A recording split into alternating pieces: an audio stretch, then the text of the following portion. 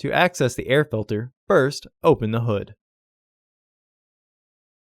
Use the hood prop rod to support the hood. The air filter is located here. Disengage the fasteners.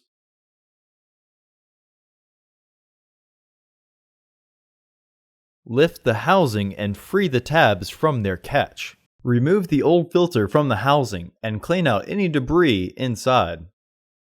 Insert your new filter into the housing. Reinstall the filter housing door by threading the bottom tabs into their catch. Re-engage the fasteners.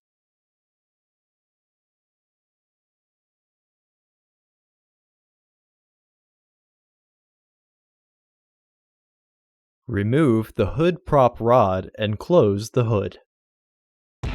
Order your parts today at filterheads.com. Also, please like our video and subscribe to our channel so you won't miss any new content.